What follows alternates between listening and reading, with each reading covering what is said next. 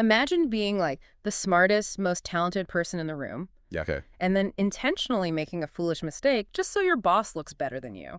Oh, wow. Right. It sounds completely counterproductive. But according to the hidden mechanics of power, that deliberate stumble might actually be the only thing saving your career. It really is. I mean, it forces a total shift in how we think about competence, We're all conditioned to believe that success is just, well, that it's linear and transparent. Put your head down and work hard. Exactly. You put your head down, you do the hard work, show everyone how capable you are, and boom, you get rewarded. But the strategic landscape of human dynamics operates on an entirely different, often totally inverted set of rules. Which is exactly why we are pulling apart this topic for you today. Welcome to this custom deep dive. We're drawing from a really comprehensive summary of Robert Greene's The 48 Laws of Power, but, we know your mission. You are here for those profound aha moments that you can actually use. You don't want to feel like you're just memorizing an audio textbook. Nobody wants that. Exactly. So we aren't going to rattle off some numbered checklist of 48 items. We want to extract the overarching, interconnected psychological strategies required to play the game of influence.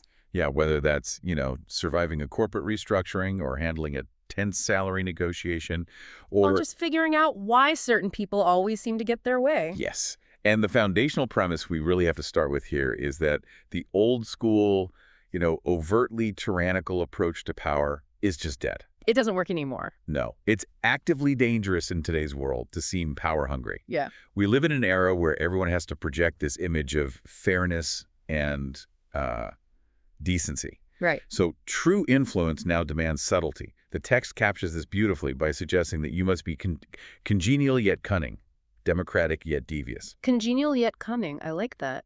Right. You operate within the accepted social norms, but you're actually manipulating the underlying psychological levers. Okay, so that implies you can't actually wield influence until you've successfully engineered how other people perceive you, right? Yeah. Like you have to build a facade. Absolutely. And this leads us to the first major theme, which is managing your public image. And the text makes a fascinating point about this. It says, your reputation isn't just a personal brand, it is the absolute cornerstone of your survival. That's Law 5. It is. Because a solid reputation, well, it does your heavy lifting for you. Mm-hmm. Through reputation alone, you can intimidate, influence, and basically win before a conversation even starts. Wow.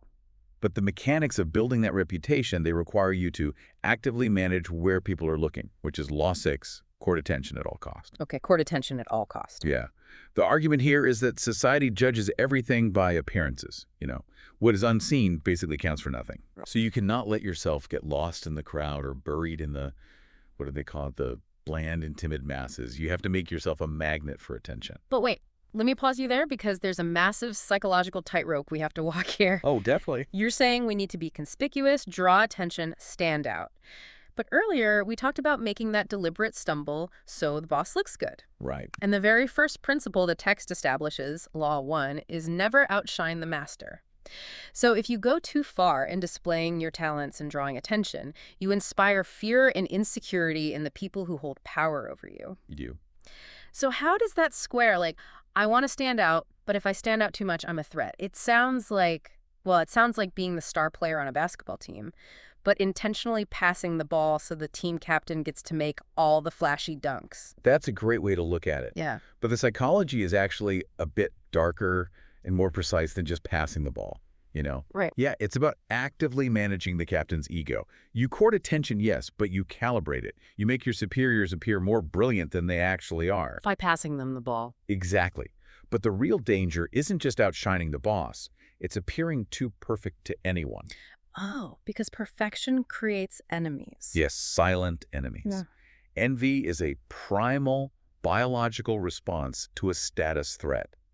Appearing to have no faults triggers intense envy in your peers and your superiors alike. Oh. So to resolve your basketball dilemma, you don't just pass the ball.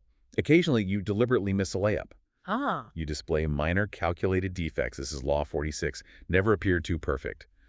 You acknowledge the master's brilliance, and you admit to harmless vices. Why? Just to seem normal. Because it deflects envy. It comforts the master. As the text says, only gods and the dead can seem perfect with impunity. Only gods and the dead. Wow. Yeah, you are engineering a facade that is brilliant, but strategically flawed just enough to keep you safe. So you're basically playing the long game with their insecurity. That is incredibly devious. But okay, once we've built this unassailable, carefully calibrated facade, just sitting in a corner looking mysteriously competent doesn't actually protect us from attacks, right? So how do we defend this image? By weaponizing information. Yeah. Specifically, by strictly controlling what you don't reveal. Silence and concealment are your greatest defensive tools. Right. The human brain, it hates a vacuum.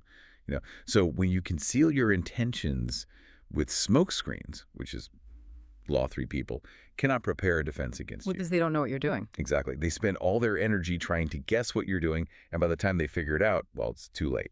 I see this all the time in office dynamics. The text advocates for Law 4 always say less than necessary. Yes. And the psychology behind that is fascinating. The more you say, the more common you appear. Plus, mathematically, if you keep talking, you're eventually going to say something foolish, right?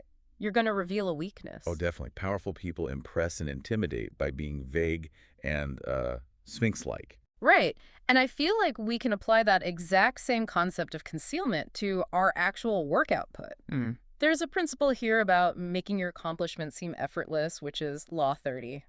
You don't just hide your intentions. You hide your sweat. It's like a duck gliding gracefully across a pond, you know? Oh, I love that analogy. Right. Like above the water, it's effortless and serene. But beneath the surface, it is paddling furiously. Exactly. You hide the sweat, or as the text says, you teach no one your tricks, or they will be used against you. Yeah, that ties in perfectly. All the toil and practice must be completely concealed. And when you pair this hidden effort with strategic silence, you generate a very potent offensive tool. Which is? Law 17. Keep others in suspended terror by cultivating unpredictability. Suspended terror, that sounds a bit intense. It does sound intense, but think about it. When people don't know your intentions or they don't know how hard you're actually working behind the scenes, your unpredictable actions just wear them out. Because they're trying to figure you out? Exactly. They exhaust themselves trying to explain your moves. Humans crave predictability because it gives us a sense of control. When you are deliberately unpredictable, you take that control away. Wow. They literally drain their own batteries trying to model your behavior. Precisely. Okay, so we've established the facade, we've shrouded it in silence, we're hiding our sweat like the duck on the pond, and we're keeping people off balance. But let's shift to the chessboard here. Power ultimately exists in relation to other people. How does the text advise maneuvering the allies, the enemies, and the pawns around you? Well, this brings us to what is probably one of the most counterintuitive points from the text. Okay. It's Law 2. Never put too much trust in friends. Learn how to use enemies. Which goes against every single leadership seminar we've ever been taught, right? Yeah. Like networking, teamwork, building community. Completely. But the source warns that friends betray you quickly out of envy. Really? Just out of envy. Yeah, because your success resets their internal baseline. Familiarity breeds contempt. But a former enemy, they have a baseline of 0 or even negative expectations. Oh, I see. So when you offer them an opportunity, they have immense amounts to prove. They become fiercely loyal because they have to work twice as hard to establish that loyalty. Okay, but I have a really specific question about this. Sure. If we can't trust our friends, how are we supposed to get anything done? Because Law 7 says we should get others to do the work but take the credit. Right. So if we are using others to save ourselves time, how do we compel them to help us if we aren't relying on friendship or gratitude? That is the perfect question. Yeah. And the answer is Law 13. Never appeal to mercy or gratitude, only to self-interest. Self-interest. Yes. You strip away the emotional messy middle and make it purely transactional. Yeah. You have to uncover something in your request that benefits them, and you emphasize it out of all proportion. Okay, so you align it with their goals. Exactly. And you synthesize that with Law 11, which is keep people dependent on you. You don't need friends if you construct relationships where people rely entirely on you for their happiness and prosperity. You maintain your independence by always being needed. It's like you're engineering an environment where you are the sole provider of something they want. Yes, but there's a catch. You have to be incredibly ruthless about who you allow into this environment. What do you mean? Well, the text mentions Law 10, infection. You must ruthlessly avoid the unhappy and the unlucky. Okay, that sounds incredibly harsh. If a coworker's having a bad year, we just cut them off. Emotionally, yes. The text argues that misery is contagious. It's like a virus. Unlucky people often draw misfortune upon themselves through destructive habits. So if you get close to them. They will bring you down with them. The strategic move is to quarantine yourself from the unlucky and associate strictly with the happy and fortunate. Keep your psychological immune system strong. Got it. Okay, let's step back and look at the board we've set up for the listener. You have this unassailable, carefully flawed reputation. You're silent, your effort is hidden, and you use unpredictability to keep people exhausted. You've surrounded yourself with dependents, driven by self-interest, you've avoided the unlucky, and you're leveraging the ambition of former enemies. So the final step, how do you actually execute? How do you strike? Having set the board, execution requires a balance between two specific laws. Law 28, enter action with boldness, and Law 29, plan all the way to the end. Boldness and planning. Right. Boldness is required because timidity is dangerous. People can smell hesitation. Let me push back on that a little. Does boldness mean total annihilation every single time? Because Law 15 suggests you should crush your enemy totally. It does say that, yes. So if you're constantly pushing this bold, crushing strategy indefinitely, aren't you going to isolate yourself? Like, how does that work in the real world? Well, that's where the planning comes in. And more importantly, extreme self-discipline. Boldness must be tempered. You have to point to Law 47. Learn when to stop. Ah, knowing when to stop. Exactly. The moment of victory is historically the moment of greatest peril. Wait, really? The moment of victory? Yes, because a big win floods the brain with dopamine, right? It creates arrogance. In the heat of a win, overconfidence can push you past the goal you initially aimed for, which creates more enemies. So you overreach. Exactly. The ending is everything. You must account for all consequences. You crush the specific obstacles in the way of your goal, and when you reach it, you stop. Wow. It's the ultimate off switch. It is. And this brings us to the ultimate evolution of power in the text. It isn't rigidity or permanent dominance. It's Law 48. Assume formlessness. Formlessness, like water. Exactly like water. Right. The best defense is to be fluid. By taking a visible, permanent shape, you give your enemies a target to attack. Right. But if you accept that no law is permanently fixed and everything changes, you adapt. You flow into the gaps. So bringing this all together for you, the listener, we've gone on quite a journey here today. From crafting that unassailable image and weaponizing your silence, to navigating those really complex relationships and executing these fluid, formless strategies. We really have covered a lot of ground. We have.